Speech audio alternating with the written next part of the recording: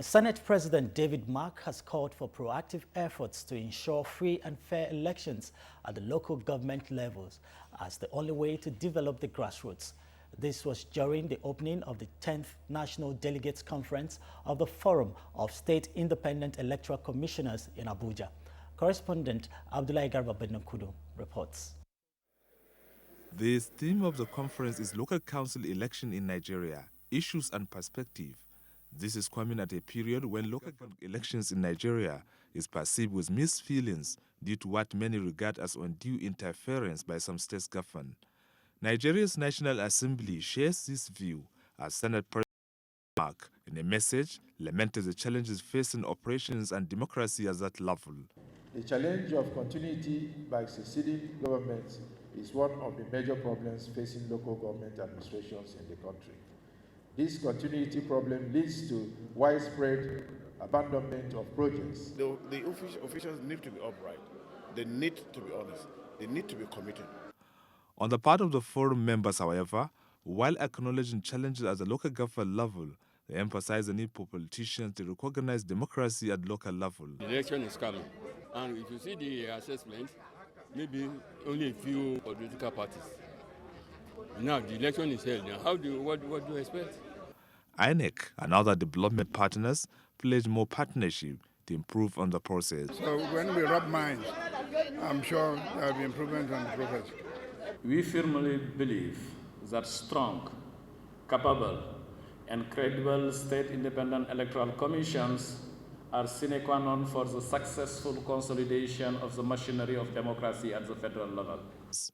The conference ends Wednesday. In Abuja, Abdullahi Garba Kudu, NTA News. And not a very good one coming in from the National Assembly as the House of Representatives plenary of today was thrown into a rowdy session following a walkout staged by members of the All Progressives Congress, APC, over what they termed an attempt by the ruling party members to sweep under the carpet the alleged smuggling of $9.3 million reportedly meant for the procurement of firearms and ammunition for a Nigerian government security outfit from South Africa. We'll bring you details in our subsequent bulletin. Nigeria's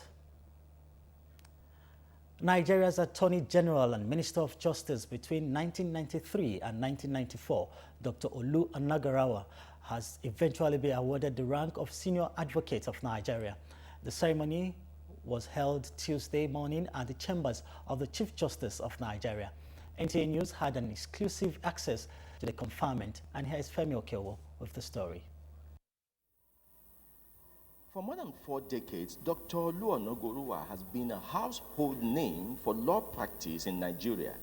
He went on to serve Nigeria as the #1 law officer, being the Attorney General of the Federation in 1993 and 1994. And since then, not much has been heard of him. In a ceremony which saw the rigidity of the law being put aside temporarily for some measure of humanity, the Chief Justice of Nigeria, Justice Aloma Maria Mukhtar, opened her chambers to honor a man who had committed his life to the service of the country and his profession, but whose health challenge stopped him from joining the 16 others who had bagged the Senior Advocate of Nigeria rank a day before.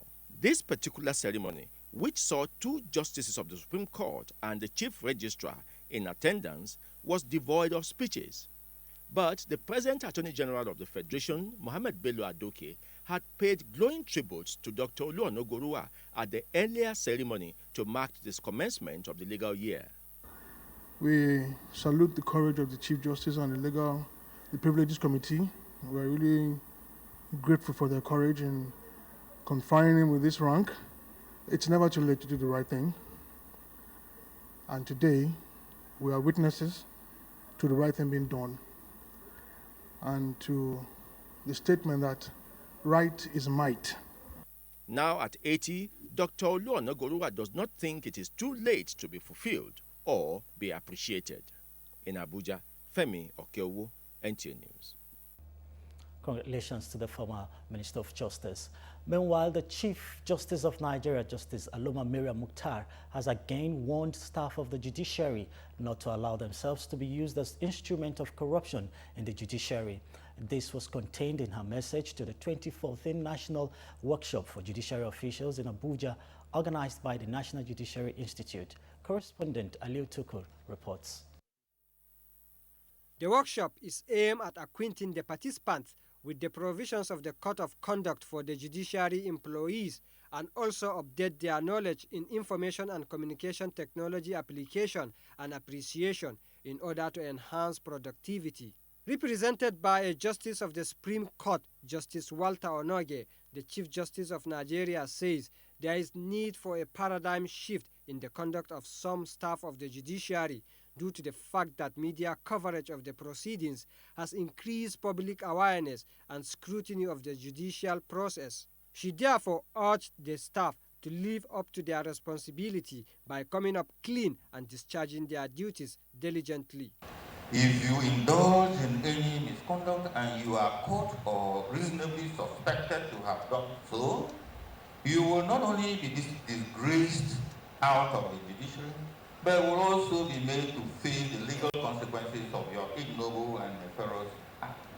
With the team revisiting the Code of Conduct for the staff of the judiciary, the workshop draws participants across the country in the persons of secretaries, court registrars, process clerks, and bailiffs. This has become necessary because there has been a gradual but frightening deviation from acceptable conduct by some judicial employees amounting to judicial misconduct.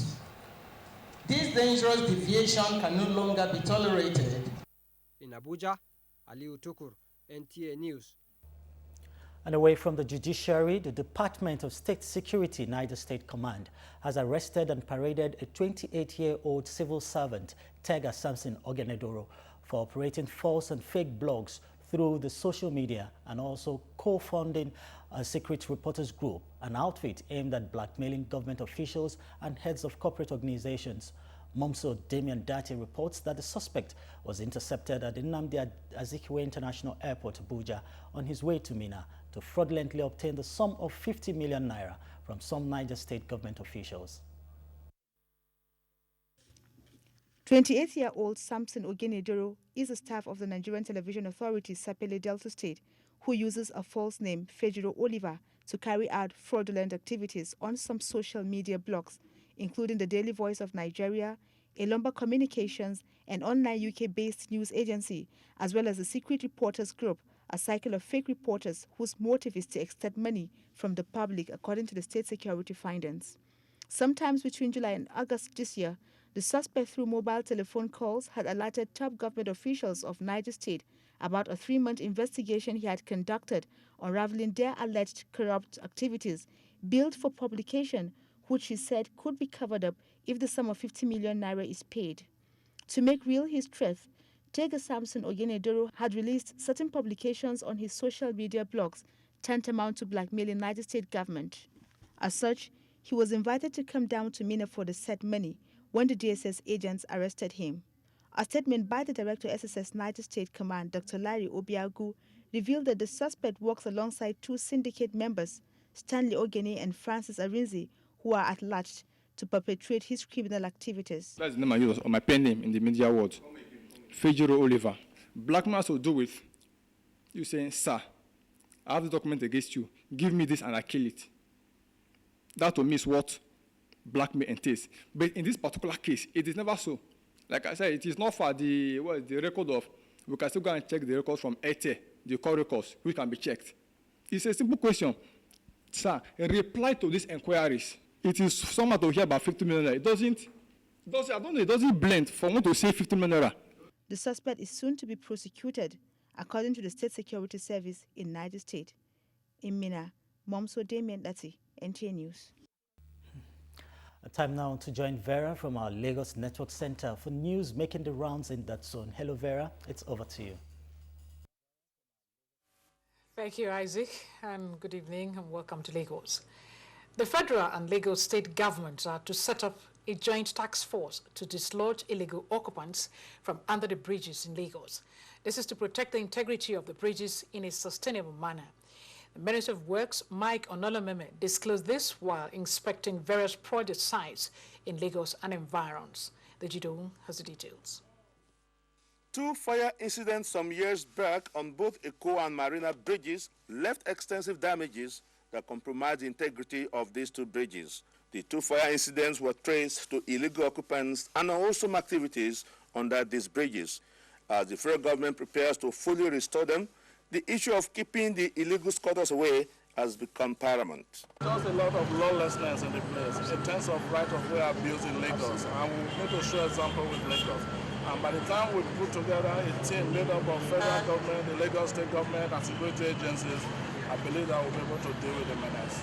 Apapa-Oshodi Expressway is presently being reconstructed in phases, but the critical sections at Tinker Island Port is receiving an emergency intervention.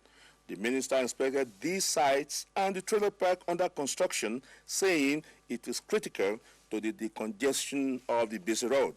We are in discussion with NATO.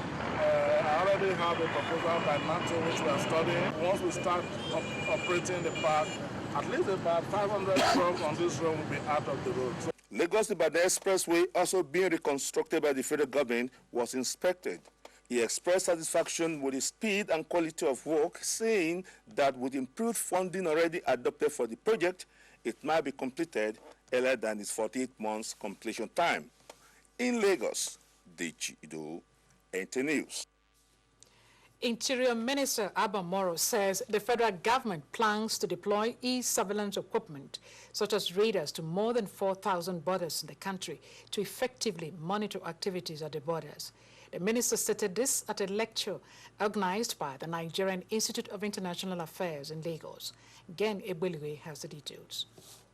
Increased mobility of labor across boundaries due to trade liberalization, Minister of Interior explained, has created problems for many countries, including Nigeria. He stressed that while complying with the policy of ECOWAS free movement of persons and goods, adequate internal security must be maintained to ensure that key security concerns are adequately addressed. The minister observed that without proper border control, the illegal movement of goods and illegal aliens would lead to a sharp increase in trans-border and internal crimes. He noted that despite these challenges, the government has been adopting proactive measures to curb the menace of illegal migration into the country. The procurement of advanced technology, the procurement of arms and ammunition and sophisticated weapons to contain the situation are all part of the measures that this government has taken to contain the situation. There were reactions to the lecture. We take care of all the border communities. It means anything in through the inside will be repelled. Control must start gradually from within the border area. The local council, the local government in each area must know its citizens and take care of them, and they will police that area. The lecture attracted diplomats, lecturers, and security personnel in the country. In Lagos, Ken Egbeluge, NTA News. The Nigerian Police Force has reiterated its commitment towards providing safety and security, as well as ensure respect for human rights. The police also said it is promoting community partnership to facilitate the fight against crimes and social disorder. Assistant Inspector General of Police Zone 2, Umar Manko, disclosed this while addressing journalists on the command's preparedness for the Ember months. Olajide Bello has reported. Acting in line with the Nigerian Police Force vision of providing safety and security of lives and property, AIG Umar Manko said the command will continue to work unrelentingly to rid Lagos and Ogun State of criminal activities. As part of the strategies adopted in combating crime within the zone, the AIG identified the partnership of the public and the police as key.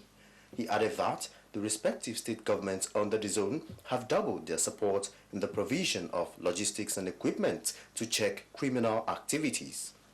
While thanking the state government and people of the two states for their overwhelming support and cooperation in the preceding month, we wish to appeal for greater collaboration and partnership during this Ember month.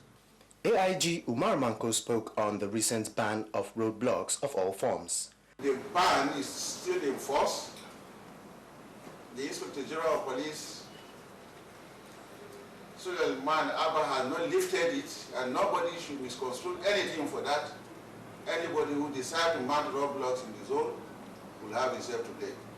He further stated that only a collective effort by all stakeholders can stomp out crime and social vices. In Lagos, Olajide Bello, NTA News.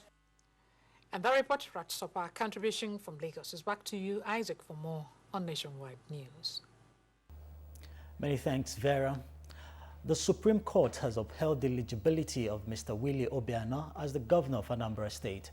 In a judgment delivered by the nation's apex court, the Anambra State governor was adjudged to have gone through a legitimate process to stand election as governor. Judiciary correspondent Femi Okeowo reports.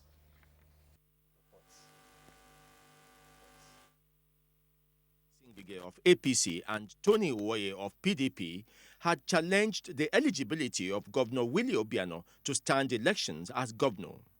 They had also claimed that Mr. Obiano had engaged in multiple registration. Having lost at the Court of First Instance and the Court of Appeal, the two proceeded to the land's apex court. In a judgment presided over by Justice Mahmood Mohammed and read by Justice Olukayode Ariwola, the Supreme Court said that the appeal against Governor Obiano's eligibility lacked merit.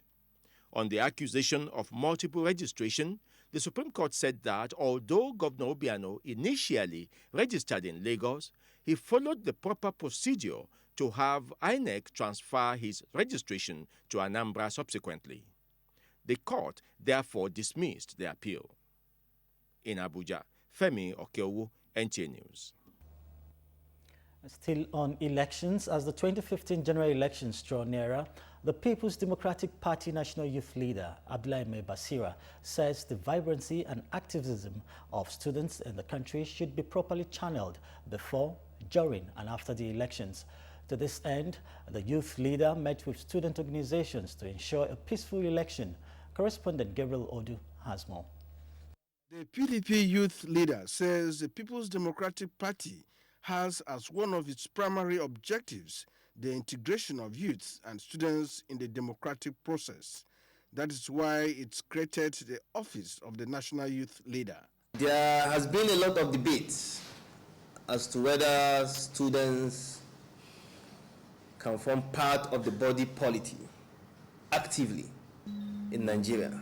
But the fact of the matter is the students' population is a very resourceful population, and their contributions to the growth of the educational sector of this country cannot in any way be overemphasized, and in that instance, it must be fully utilized. Some of the leaders of the student organizations speak on the purpose of their visit. Mr. President has done well through his program that have direct bearing on Nigerian students.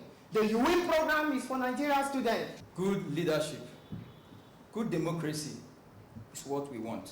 For you to become a leader, you have to also learn from an existing leader.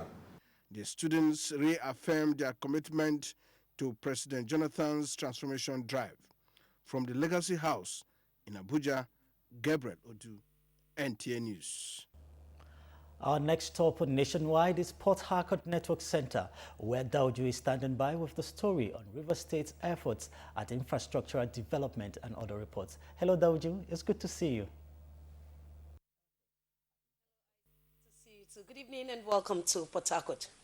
River State Governor Chibike Amechi has expressed confidence that the 52 billion naira Odele-Woji-Akpaju Road will be completed before the end of his administration.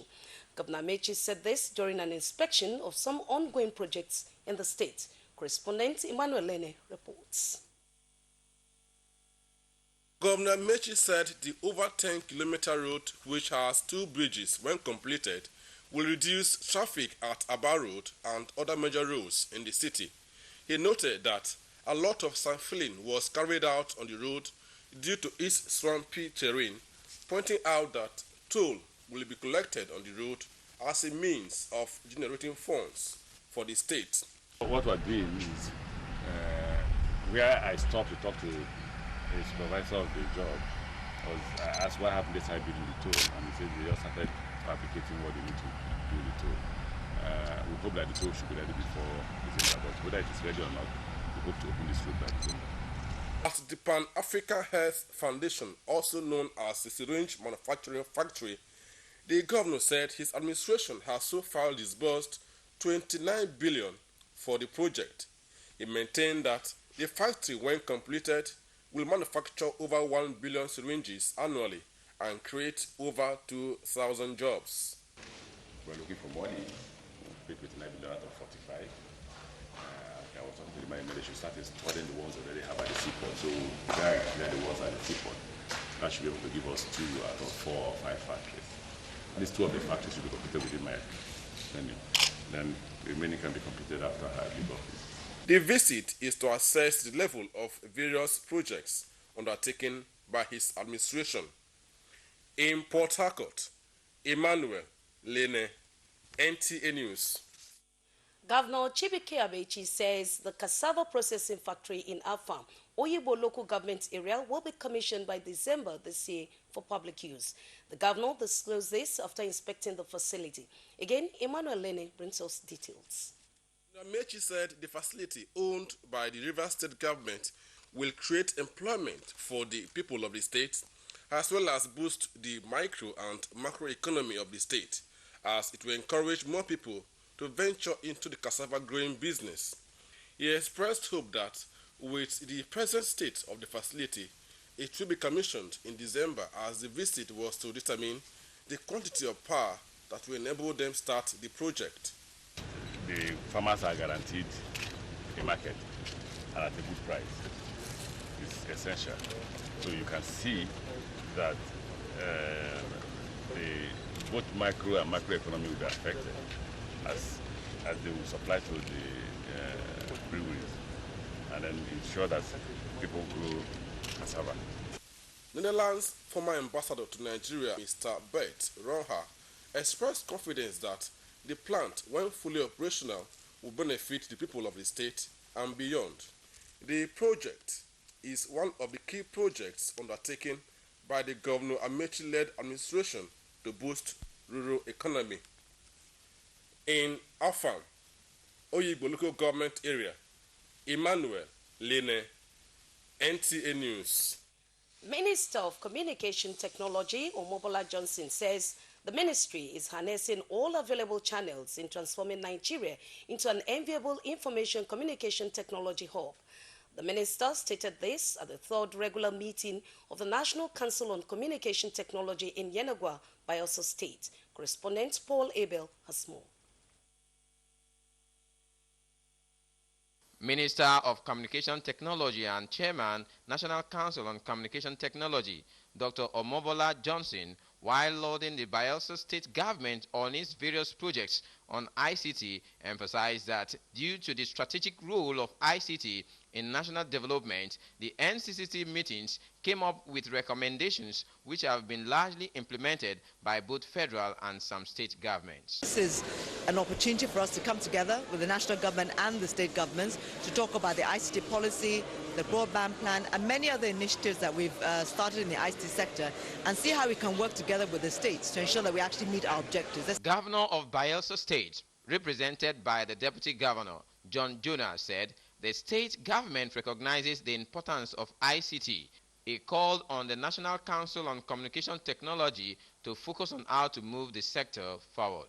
Bayelsa State Commissioner for Science, Technology and Manpower Development, Ndutumi Komunibo, enumerated various ICT projects in the state. The 3rd regular meeting of the National Council on Communication Technology was attended by state commissioners, permanent secretaries, directors of MDAs all over the Federation, where they brainstormed on different technical sessions. From the banquet hall in Yenagoa, I am Paul Abel, NTA News. And that's our contribution from Port Harcourt. It's back to Isaac for continuation of Nationwide. Good evening. Thank you, Dauju. Promotion of industrialization as a veritable tool for combating unemployment formed the basis for the training of mechanical engineers and allied artisans by the Institution of Mechanical Engineers. Kirian Umayo reports that the institution is collaborating with Sheba Science and Technology Complex to actualize technical content of its development activities. Institution of Mechanical Engineers has commenced a program to strengthen the institutional relationships between members and allied mechanical engineering operators. This, its Abuja chapter chairman Ade Adebola says, would stimulate innovation in design and fabrication of machinery required to provide services in different facets of industrial growth. The institution's executive council members, during a visit to the largest mechanical engineering installation at Chesco, declared the complex fit for practical training. The mechanics on the road, the plumbers, the artisans, yes, we have a good program for them, and we are packaging it. Once we launch it, everybody will be aware. We need to get them together, train them, and that's why we send some of our members on this short training with an automobile diagnostic, So once we are able to do that, I train the trainers. We're doing it now. The Abuja chapter of Nigeria Institution of Mechanical Engineers was inaugurated in 2012 to champion the cause of innovation in mechanical engineering profession. In Abuja, Kirian Umayo, NTA News. The Akwa Ibom State government has pledged to assist in the construction of adequate facilities to upgrade NTA Uyo to a zonal center. Governor Godswill Akpabio announced this while commissioning the new administrative block of the NTA renovated by the state government. Clement Barokwi reports. Commissioning the once dilapidated NTA Uyo administrative building, Akwa Ibom State Governor Chief Godswill Akpabio said the realization of NTA Uyo Network Center will be captured in 2015 budget of the state. The governor later presented a Hilux van and an 18-seater high-rise bus to NTA Uyo. And I assure you that we will together commission brand new complexes that will house the divisional quarters that will broadcast right from Uyo. Chairman NTA Board of Directors Mr. Patrick Obu and the Director General of NTA Mr. Shola Omole noted that the gesture is the beginning of a new chapter of relationship between NTA and Akwa Ibom State Government. The NTA management then decorated Chief Akpabio as an ambassador of NTA. Your Excellency, these in our mind will remind future generations of Akwa Ibomites that once upon a time, a good man called Dr. Godswill Akpabio passed through this way. The appreciation of NTA for the magnanimous gestures of His Excellency. All I need to say is thank you very much, sir. General Manager of NTA Uyo Elder Chidi Uluka believes the administrative block with 21 offices will go a long way in solving the accommodation problem of the station. It's a brand new building and it's made up of 21 rooms, offices, one conference room. The NTA Uyo administrative building, now Godswill Akpabio administrative block, is one of the several federal institutions that the Akwa Ibom State government has intervened. During one of his visits to the Nigerian Television Authority Uyo in 2007, Chief Godswill Akpabio was moved by the state of internal roads in the station and ordered immediate intervention. In Uyo, Clement Barikui, NTA News. Very good news to the NTA there and the people of Akwa Ibom State. Time now to pause for some messages. The news continues right after this timeout. Stay with us. Good luck, Jonathan. You are good luck to Nigeria. Good luck, Jonathan. You are good luck to Nigeria. Everywhere you go, you are good luck to the people. Continue your good work. Nigeria supports you. Excuse me. What people are looking for in Sokoto, we are having Sokoto. Good luck are what every parent and wishes begin. In school, in business, in life. Everybody are looking for good luck. Every country are looking for good luck. In World Cup tournament, good luck. Or Louisa come back to life, good luck. The schools are now breaking all over to betterment the future of Almajiris. Good luck. Or universities are properly funded. Good luck. My damn brothers of the north. Are you see what I'm saying? Agriculture are now walk over. That 33 modern dams are ready for farmers. Good luck. Fertilizers are purchased for almost free of charge. FOC. I am talking of power supply. That power reform are make steady supply of light every daily. Let us thank Chineke God. Power good luck. Kachineke Bezioku. Good luck continue for Nigeria.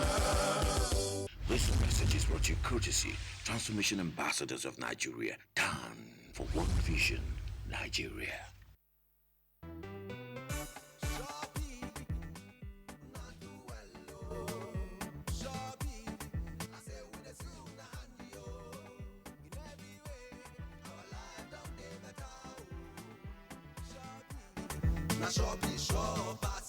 Shopee has ensured the reconstruction of the Abuja-Lokoja Road and the East-West Road in Port Harcourt. The standard gauge rail tracks from Abuja to Kaduna and Lagos to Kano indicate that our trains are coming back. The second Niger Bridge in the southeast and the Loco Oweto Bridge in the north-central are in progress, thanks to Shopee. Shopee's mass transit program has made transportation easier for Nigerians. Shopee has rehabilitated over 1,000 health centers across Nigeria. Shopee has provided mama kits to pregnant women, and polio is on the verge of eradication. Shopee has also ensured the provision of social amenities and through its various training programs for young people guarantees a better future.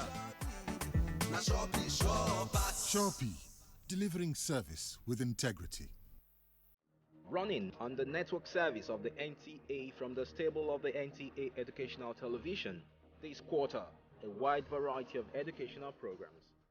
Fambus, Tuesdays 5:30 p.m. It is fun-filled and educative for children ages 5 to 11. Walk It Out, Saturdays 9 a.m.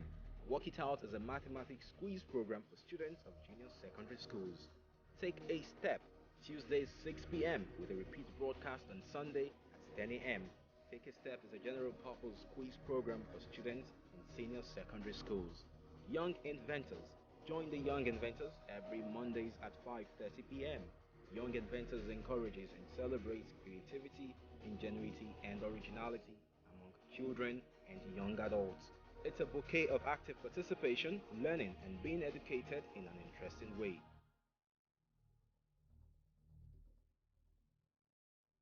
NTA Educational Television, dedicated to promoting learning. Transform the jangling discords of our nation into a beautiful symphony of brotherhood. Change is never easy. It was not easy for Dr. Martin Luther King when Prime Minister Lee Kuan Yew transformed Singapore from third world to first world. It was not easy. They stoned him. It was not easy for Nelson Mandela. I, Barack Hussein Obama. It was not easy for Barack Obama. Nothing worthwhile ever is. Dr. Martin Luther King did it. Prime Minister Lee Kuan Yew did it. Nelson Mandela did it. Barack Obama did it. Goodluck Jonathan is doing it. He is transforming Nigeria. Mr. President, keep doing it. We who are with you are so many more than those who are against you. A message from protectors of Nigerian posterity. There is an Ebola virus epidemic in some West African countries. The Nigerian government wants you to be aware and watch out against the spread of Ebola in your community. Help keep our country safe and watch out for severe cases of fever, headaches, diarrhea, chest and abdominal pain, sore throat, cough, red eyes and bleeding from the eyes, ears and nose, especially when these symptoms are found in persons coming into Nigeria from other West African countries. Protect yourself. Wash your hands regularly with soap and running water or use a hand sanitizer.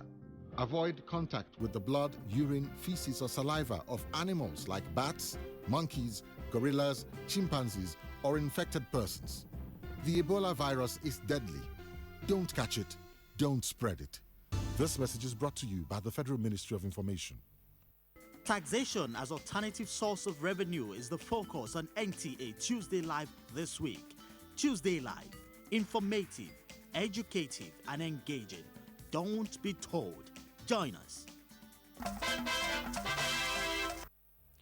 Thanks for staying with us. We now link up with our Sokoto Network Center for details of the havoc caused by flood in Wuruno local government area in Sokoto, and other stories from the zone. Abubakar Bawa is our guide. Thank you, Nkrumah, and welcome to Sokoto. Flood has destroyed more than 150 houses in Wundu local government area of Sokoto State. Shehu Mamadati reports that although no life is lost, farm produce and domestic animals were destroyed by the flood. His report.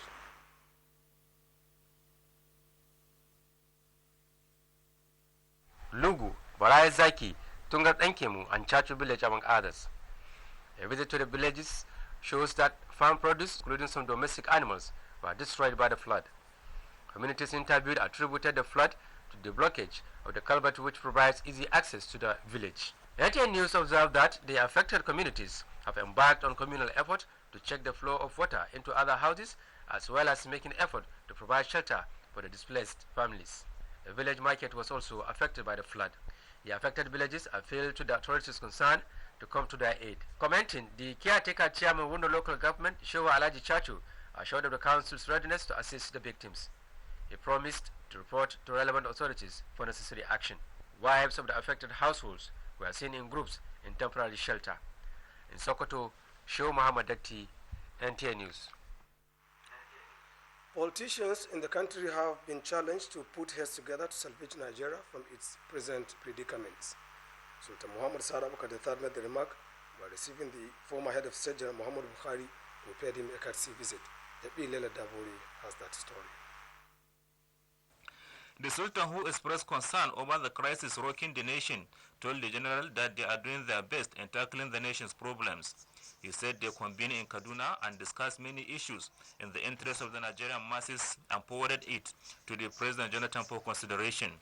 Sultan Sa'ad Abubakar III said they will not relent in sustaining their effort aimed at solving problems and entrenching everlasting peace in Nigeria. He thanked General Muhammadu Buhari for the visit and said the visit will give him the opportunity to see developmental projects across the state executed with meager resources according to the government. While calling on leaders to fear Allah in their affairs, the Sultan lauded the effort of Governor Wamako for the project, saying such visit will pave way for outsiders to copy from what they have seen or exchange ideas on how best they can meet yearning and aspirations of their people. He also sympathized with the former head of state on the recent attack on his convoy in Kaduna. Former head of state General Muhammadu Buhari told the Sultan that he was impressed with the Wamako's initiatives of providing basic necessities of life to his people. General Buhari used the occasion to express concern on the way things are going in the country, particularly the high level of corruption, insecurity, and extravagance with the nation's oil wells. In Sokoto, Muhammad Nasir, NTA News. President Goodluck Ebele Jonathan has appealed to participants to the just concluded Zamfara State Congress of the People's Democratic Party to join forces with the newly elected Executive Council members of the party in order to reclaim the state at the 2015 general elections. The President gave the advice in a message to the Congress, which was delivered by the Minister of State Finance, Ambassador Bashiru Guda. Anasani Anka has that report. For a state PD.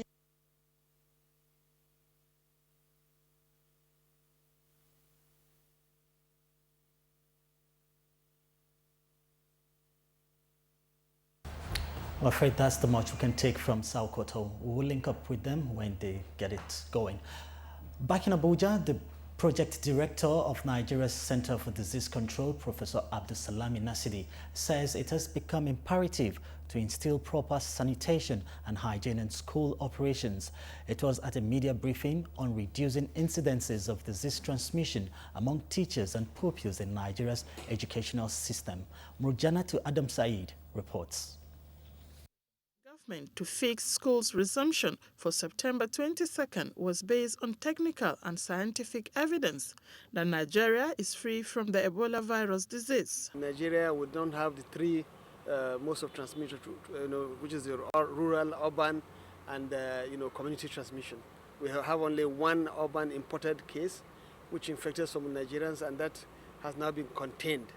So then, thirdly, we believe that going back to school without teachers, then you don't have the right stakeholders. they don't have the right activity. That the federal government directed all states to provide protective measures in both private and public schools in case there is an emergency. When the federal government said state government should use that time to provide those things, the sanitizers in schools, the infrared thermometers, all these things, so that the teachers can use them, and even that they should train the teachers. These were the direction of the federal government. Train the teachers to know exactly what to do at the instance of such happening. Nigerian Union of Teachers believe that the Ebola virus disease has been contained, but insisted on further adequate measures to protect teachers and pupils against all transmittable diseases in Nigeria. Marjana to Adam Said, NTA News. Governor Mukhtar Ramalan of Kaduna State visits victims of recent attacks in Sanga local government area as schools resume in the state. Suleiman brings us details from our Kaduna Network Center. Thank you very much, Isaac, and welcome to Kaduna Network Center. In compliance with the directive given by the federal government, public and private schools in Kaduna State have reopened with academic and other extracurricular activities going on. Correspondent Hassan Lol Shatima visited some schools within the Kaduna metropolis and now reports. Is the official resumption day for all public and private schools by the federal government. Most of the schools visited in Kaduna metropolis have shown compliance with the directive as academic activities have commenced fully. We have really complied. Most schools, especially public schools, has opened today because most of the equipment that were given to us by the Ministry of Education, we used them this morning. That is the Ebola virus detective. I think all schools have resumed today. We have resumed, you can see we even started our lessons today. That is Kabbalah Question, Junior and Senior. Inspectors from the Ministry of Education that has come before you to check the equipment as provided and whether we are following the directives, and they were satisfied. The Commissioner for Education, Ibrahim Ali, said over 116 million naira was spent for purchasing Ebola testing kits. The students and teachers are like one also being subjected to health checks. We are fully satisfied and happy that our resumption of today is a complete success, and I don't think we will have any problems with the issue of lack of compliance. However, some states like Lagos, Niger have shifted their school resumption till next month. In Kaduna, I am Hassan Lawan Shatima, NTA News. The Kaduna State government may relocate scattered rural settlements to facilitate quick response to security threats in such areas. Governor Mukhtar Ramalan gave the indication when he visited Karshindaji community of Sanga local government area of the state, which was attacked recently by gunmen. The report. Almost 3 years since assailants engaged in attacking innocent people in some northern states, sparsely populated communities such as those in Sanga and Kaura local government areas of Kaduna State have been the most affected. The most recent is the attack on community of Karshindaji of Sanga local government area, in which over 40 lives were lost and property belonging to members of the community also destroyed. Aside being situated in the bush, like other scattered communities in southern Kaduna, Karshindaji is lacking a motorable road network and communication network, which makes it difficult for security personnel to provide quick response to repel the attackers. Hence the commitment by Kaduna State government to look at the possibility of relocating scattered settlements to densely populated areas. Time has now come for us to start living together, because we cannot continue living in a scattered way, whereby you see one house, after about 100 to 200 meters or 300 meters, you see another house, or after 1 or 2 kilometers, you see another community. It is very important that we come closer so that we can help ourselves. Commissioner of Police for Kaduna State, Umar Shehu, has given the assurance of adequate security to forestall recurrence. They should not engage in rebel attack. They should never lead each other.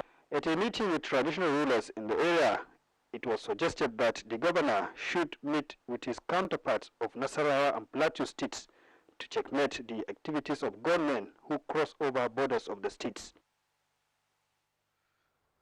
Meanwhile, the federal government has been advised to intensify more efforts in bringing to an end the current security challenges bedeviling the country. The Catholic Archdiocese of Kaduna, under the auspices of the Justice Development and Peace Commission, gave the advice at this year's International Day of Peace. Correspondent Gloria Tukenwadu has the details.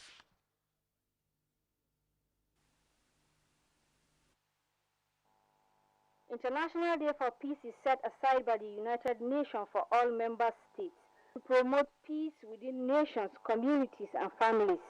This year's celebration is to bring to attention the need for Nigerians to promote peaceful coexistence without which no meaningful development can be achieved. Coordinator of JDPC, Reverend Father Clement Kagoma, stressed the need for government to accord priority to the security of lives of Nigerians as well as total overhaul of the education sector to address youth's restiveness. Individual, every Nigerian, be just, do what is right, and I bet you we are going to enjoy peace. We are calling on Nigeria to make use of this day and start beginning to think about peace, which we hope will expand beyond this day to the rest of our life. The International Day for Peace is celebrated to promote the right of every individual to enjoy the essence of his existence. In Kaduna, I am Gloria Tukenwadu, NTA News. In the meantime, religious leaders in Kaduna have resolved to pursue peace and harmonious living as the shortest route to development. This was at a meeting convened by Christian Association of Nigeria, Kaduna North Chapter, with Governor Mukhtar Malanyero of Kaduna State in attendance. The report. Leaders appeared in traditional and spiritual regalia, symbolizing a resolve to continue to live together and to chart a way forward for surmounting the challenge of religious violence between followers of the two major religions in Kaduna State. Though a gathering for rewarding people who have distinguished themselves to the service of God and humanity, as well as fundraising for fencing of Christian cemeteries in Kaduna North local government area, presentations by stakeholders dwelt on various national issues and critical challenges facing the nation. Governor Mukhtar Malanyero of Kaduna State attributed the challenge of insecurity in the state to vengeance, hence the call for forgiveness. Don't allow people who have sweet mouths and they are looking for leadership to divide us. Even if they get the leadership, they will have problem of uniting us. That is our contribution from Kaduna Network. Thank you, Abdullahi. The National Chairman of All Progressive Grand Alliance, APGA, Chief Victor Ume, has described the Supreme Court judgment upholding Anambra State Governor's election as another attestation to good democratic governance. Chief Ume noted that the election, adjudged as credible by both international and domestic observers, cannot be ruled otherwise. What this means is that APGA's government will be in Anambra State till 2018. That's another 4 years. It's a lot of lifeline to the party, and it will motivate the party into the 2015 general elections to do everything to win more states. He also reaffirmed the All Progressive Grand Alliance support for President Goodluck Jonathan ahead of 2015 elections. August 2014, APGA, in a very grand rally, endorsed Jonathan for second term in office. We predicated our endorsement on 3 major planks. One is that we find in him a very focused leader, very difficult to provoke. It's somebody who has the mien and humility to absorb any type of shocks as a leader. The national chairman of APGA enjoined party supporters not to relent in their support for the party, as APGA will win more seats at both state and national levels. And on the foreign scene, the presentation of a formal certification to Nigeria by the United States Federal Aviation Administration has made the country retain its Category 1 status after an internal aviation safety assessment in the industry. Joy Osiagu covered the presentation ceremony in Washington, D.C. In the United States classification system. Congratulations. The presentation of a formal certification for Nigeria to retain its Category 1 status after the reassessment of the Nigerian Civil Aviation Authority in March and April this year and the subsequent corrective actions taken by the federal government marks a turning point in the Nigerian aviation sector. The United States Deputy Associate Administrator for Aviation Safety, Mr. John Hickey, says Nigeria continues to meet the safety oversight of the airline industry, but stressed that Category 1 is not the end of the road, but just a snapshot. The Minister of Aviation, Osita Chidoka, corroborates the view as he says it is not a destination but a journey. We need to go beyond the Category 1 certification. We need to make sure that we have self-sustaining systems, that when next an audit is coming, we don't need to run around, we don't need to start closing gaps that we already know of before the audit comes. Both parties agreed to work together to make Nigeria the best in Africa. The minister and his delegation also had a closed-door meeting with the United States Secretary of Transportation, Anthony Fawkes. In Washington, D.C., Joy Osiago, NTA News. And still on aviation matters, air safety issues dominate talks as the Nigerian Aviation Ministry seek collaboration with North America experts. Joy Osiago again was on location at the headquarters of the United States, Washington, D.C. Analysts in the aviation sector, the importance of aviation safety to an average air traveler is rarely acknowledged in conscious thought. They say it is considered only when frightful accidents occur. The Nigerian Aviation Minister Osita Chidoka says that perception must change in Nigeria. Anytime somebody enters that plane is an expression of trust that the system works. We have great responsibility to ensure that those passengers who go up come down safely. Because of that, safety becomes my mantra. It is my first port of call. That is the crux of the meeting with the United States National Transportation Safety Board, NTSB, considering the agency's role in the investigation of previous air disasters in Nigeria. We want to go in and look at all the recommendations that have been made in previous incidents and crashes, and to ensure that those recommendations have been carried out. The stakeholders deliberated on pilot and navigator certification, pilot rating, operational staff training, application of knowledge acquired, meteorological issues, and the need to focus on prevention and proactive investigation. The National Transportation Safety Board is an independent federal agency saddled with the responsibility of investigating civil aviation accidents in the United States of America. In Washington, D.C., Joy Osiago, NTA News. Sports now. Ex-international expressed confidence that Super Eagles will make Morocco 2015. England-based Nigeria goalkeeper in Championship Team of the Week. Plus, Algerian side banned from African competitions. Let's join Fisayo Ogunfi for this and more.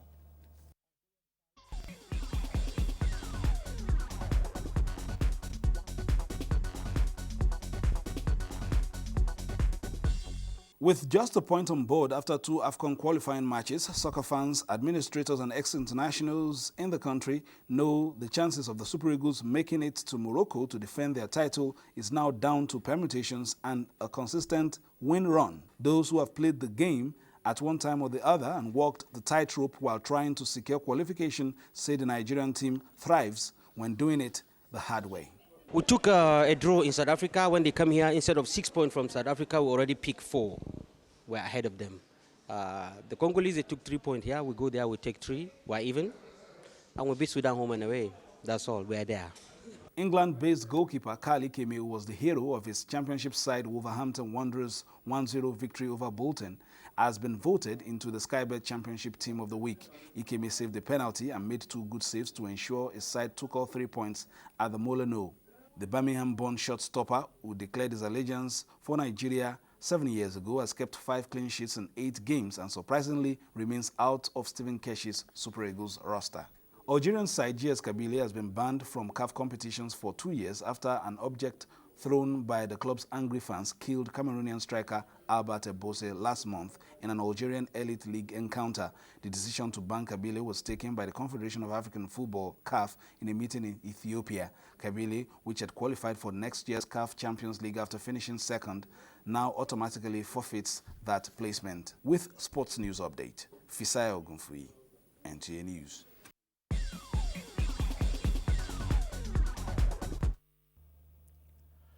As we leave you, we want to remind you that it is your right to challenge anybody suspected to be involved in unwholesome activities around you. Be security conscious. This message is from the Directorate of State Security.